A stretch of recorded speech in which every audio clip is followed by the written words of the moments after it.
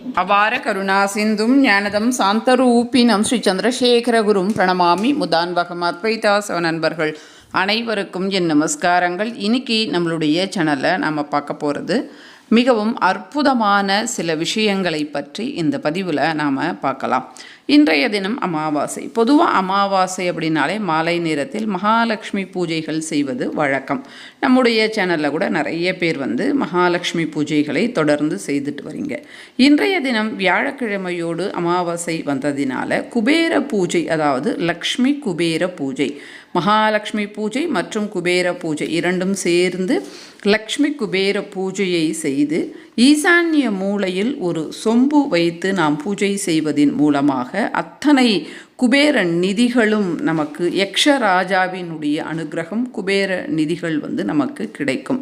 எப்படி செய்யணும் அப்படின்றத பார்க்கலாம்.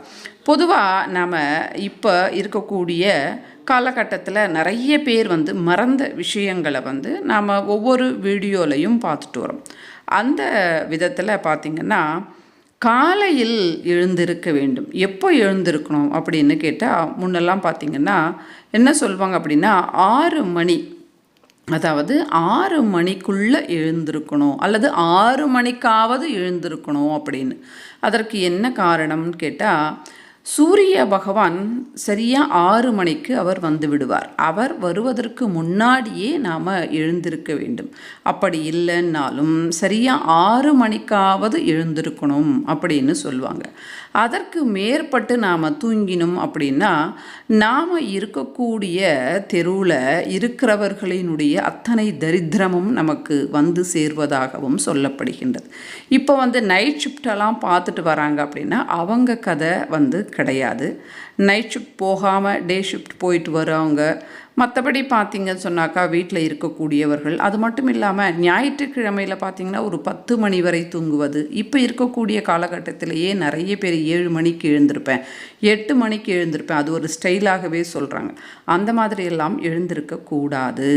சூரிய பகவான் வருவதற்கு உள்ளாக எழுந்திருத்தால் மட்டுமே நமக்கு ஆரோக்கியம் என்பது ஏற்படும். அதனால் நாம் தினம்தோறும் 6 மணிக்குள்ள அல்லது 6 மணிக்காவது நிச்சயமாக எழுந்து விட வேண்டும்.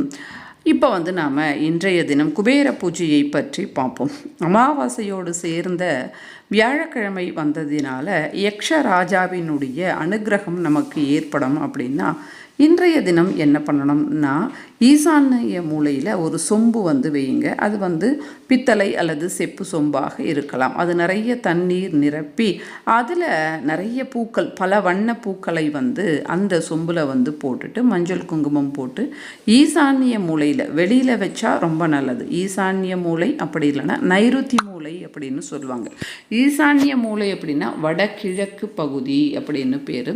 அதாவது நார்த் ஈஸ்ட் கார்னர் வெளியில் வைப்பது சிறந்தது. முடியலன்னா உள்ளே கூட வைக்கலாம். இந்த இடத்துல உங்களுக்கு வைப்பதற்கு வசதி கிடையாது அப்படின்னா நைருத்தி மூலை அப்படின்னு சொல்லுவாங்க. அதாவது இந்த மூலை மேற்கும் தெற்கும் சேர்ந்த பகுதி. இந்த மூலையிலையும் நீங்கள் இந்த சொம்பை வெளிப்புறத்தில் வைக்கலாம். அப்படி இல்லைன்னா உள்புறத்திலேயே கூட இந்த சொம்பை வைக்கலாம். அதாவது இந்த சொம்பு தண்ணீர் நிரப்பி மாலை நேரத்தில் நாம் வைக்கணும். வச்சுட்டு நாம் மறுநாள் காலையில் குளித்து முடிச்சுட்டு இந்த சொம்பை எடுத்து அதில் இருக்கக்கூடிய தண்ணீரை வீடு முழுவதும் தெளித்து விடும்பொழுது நமக்கு குபேர பகவானினுடைய அனுகிரகம் நிச்சயமாக கிடைக்கும்.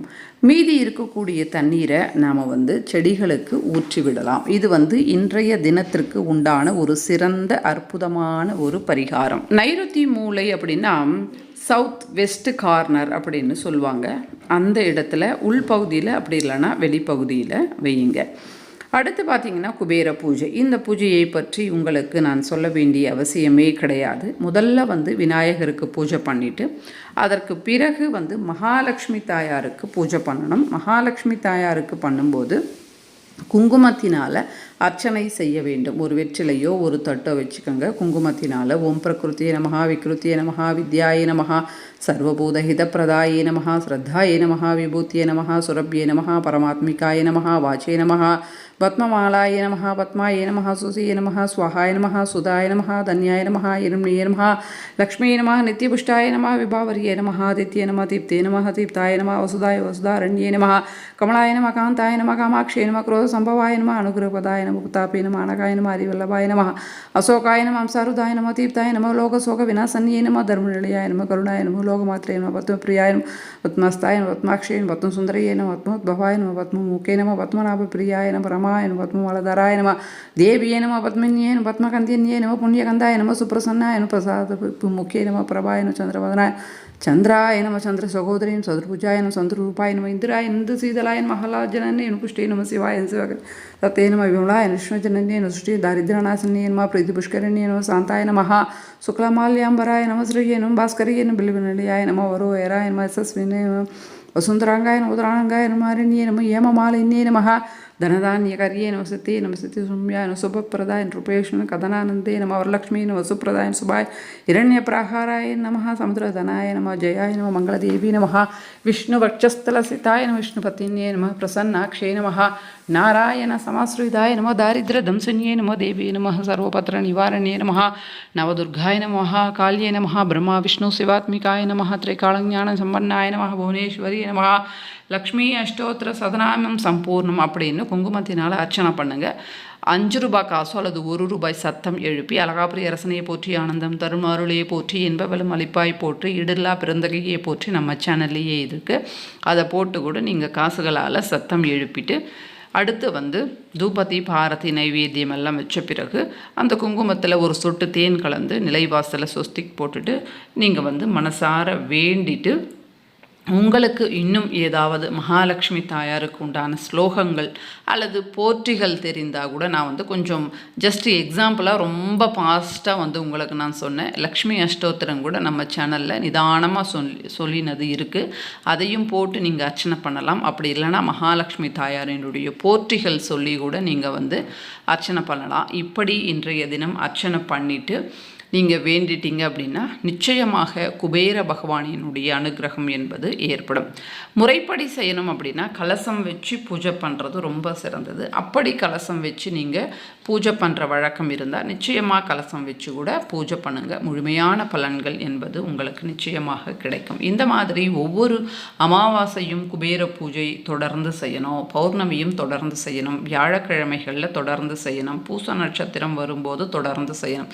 இப்படி செய்யும்போது குபேர பகவானினுடைய பரிபூர்ண அனுகிரகம் என்பது உங்களுக்கு நிச்சயமாக கிடைக்கும். ஒரு வீடியோவில் நிறைய விஷயங்கள் சொல்லியிருக்கிறேன். எல்லா விஷயங்களையும் நீங்கள் தெரிந்து கொண்டு அந்தந்த காலத்திற்கு ஏற்றாற் போல இந்த பூஜைகளை செய்யும்போது அது மட்டும் இல்லாமல் இந்த குறிப்புகளையும் நீங்கள் காது கொடுத்து கேட்டு மனசில் பதிய வைத்து கொள்ளும்போது நிச்சயமாக உங்களுக்கு பயனுள்ளதாக இருக்கும். நன்றி, வணக்கம். பெரியவா சரணம்.